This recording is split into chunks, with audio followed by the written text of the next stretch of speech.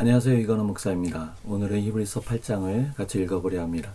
히브리서 8장을 읽을 때 9장도 같이 읽으면 유익합니다. 왜냐하면 히브리서 8장 3절에서 문제 제기를 하는데 그 문제에 대한 답을 9장 26절에서 이야기하고 있기 때문에 그렇습니다. 물론 그 사이에 있는 내용은 그 문제 제기와 그 답과 관련된 중요한 내용들을 담고 있습니다.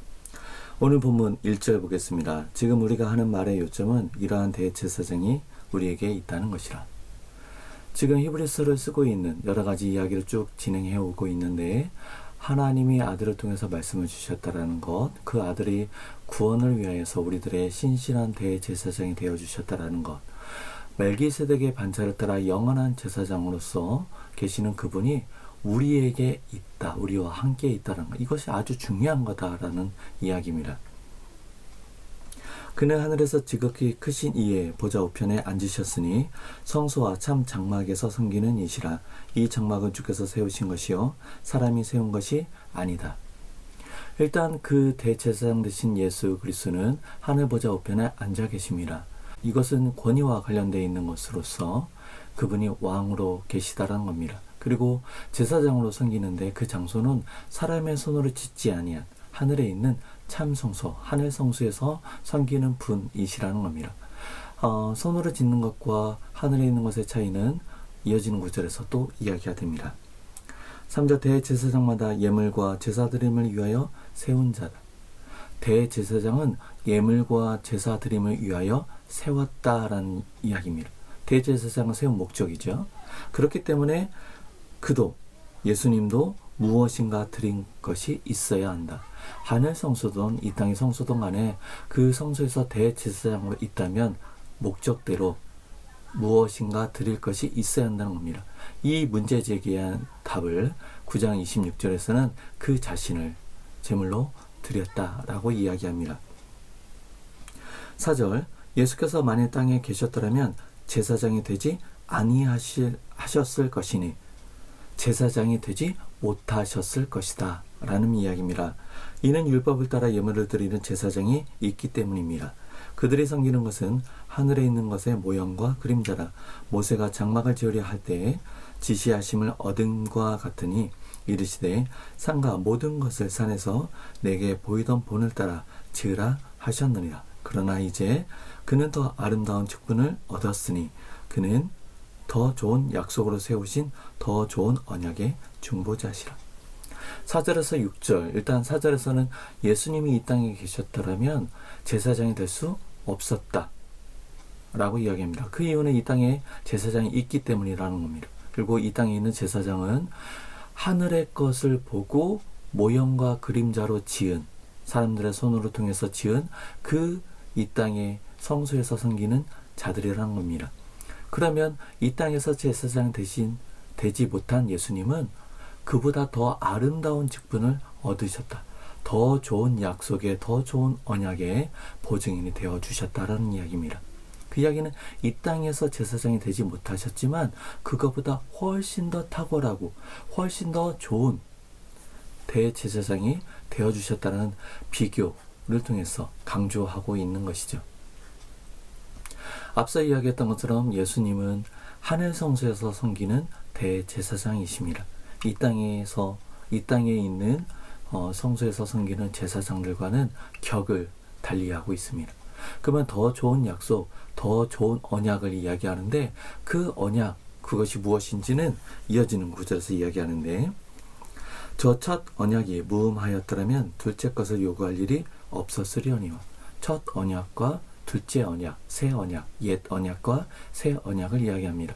계속해서 이야기가 되겠지만 첫 언약이 잘못되었기 때문에 둘째 것을 새롭게 주셨다라고 보기보다는 하나님께서 예수 그리스도를 바라보시고 또 궁극적으로는 주님이 다시 오시는 그날 그리고 영원을 바라보시면서 첫 언약을 주셨다. 그 얘기는 새 언약, 둘째 언약이 있을 것을 바라보시는 가운데 첫 언약을 주셨다는 겁니다. 그러면 첫 언약은 첫 언약대로 유효하고 가치가 있고 역할이 있다는 겁니다. 그들의 잘못을 지적하여 말씀하시되 주께서 이르시되 볼지어다 날이 이르리니 내가 이스라엘 집과 유다 집과 더불어 새 언약을 맺으리라.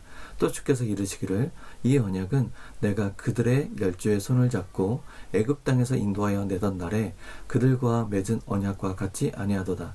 그들은 내 언약 안에 머물러 있지 아니하므로 내가 그들을 돌보지 아니하였노라.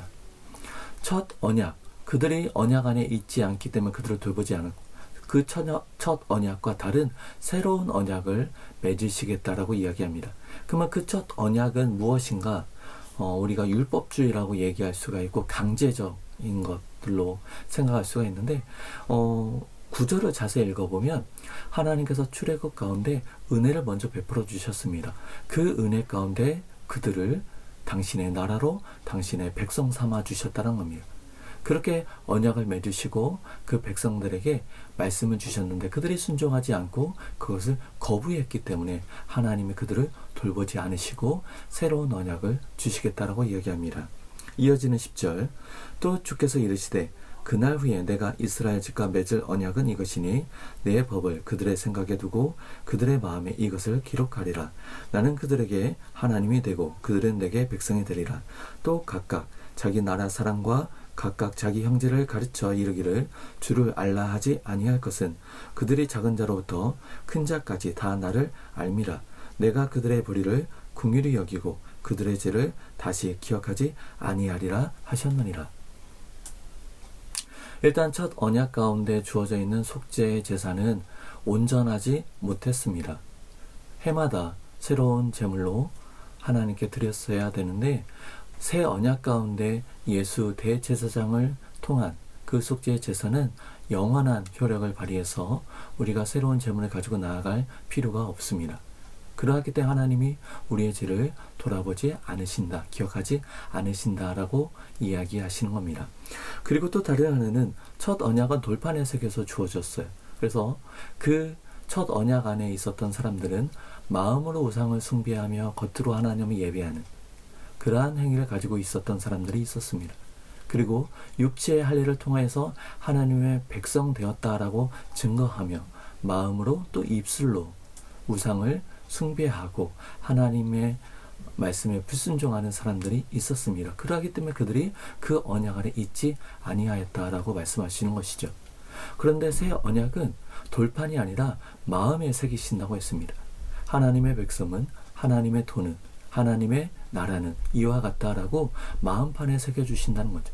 그 마음판에 새겨주신 걸 통해서 죄와 사망 가운데 있었던 자들이 새로운 생명을 얻어 하나님의 언약 백성으로 잘 자라날 수 있도록 그리고 하나님의 언약 백성답게 살아갈 수 있도록 은혜를 베풀어 주시는 것이 포함되어져 있습니다. 첫 언약은 혈통적인 게 강했죠. 그래서 유대 혈통 안에서 우리들만 선민의식이 굉장히 강했다면 새 언약은 그러한 혈통적을 타파해서 온 열방 가운데서 당신의 택하신 자를 부르신다. 이 말씀이 새 언약 가운데서 이루어지고 있습니다. 13절 새 언약이라 말씀하셨으며 첫 것은 낡아지게 하신 것이니 낡아지고 쇠하는 것은 없어져 가는 것이라. 앞서 이야기했던 것처럼 첫 언약은 그 나름대로 역할이 있습니다. 새 언약이 올 때까지 둘째 것이 오기까지 그 역할이 있는데 둘째 것이 없고 새 언약이 왔기 때문에 첫 언약은 자기의 소임을 다한 것입니다. 그래서 그렇게 낡아져 없어지고 새 언약으로 새롭게 갱신된 그 언약으로 우리를 불러주고 계십니다. 우리가 9장까지 함께 읽으면 좋다라고 얘기했는데 9장은 다음 영상에서 읽어보도록 하겠습니다. 우리가 8장을 같이 읽었는데 대제사장을 세우신 목적과 더불어서 그 대제사장이 섬기는 장소에 대한 언급이 있었습니다. 그리고 그 이야기는 보다 더 발전하면서 언약 이야기가 됐습니다. 그리고 그 언약과 연결해서 첫 언약과 둘째 언약, 옛 언약과 새 언약 이야기로 이야기가 전환되어졌죠. 이렇게 말의 꼬리를 잡으면서 이야기가 진행되고 있는데 9장 다음 단락에서는 첫 언약 안에 있는 성소의 모습 그리고 그 안에서 이루어지는 제사의 모습 그리고 새 언약 안에 있는 제사의 모습 이러한 것들이 구체적으로 또 비교를 하면서 나옵니다. 물론 이러한 비교를 하는 궁극적인 목적은 우리에게 이러한 대제사장이 있다라는 것을 강조하기 위함입니다.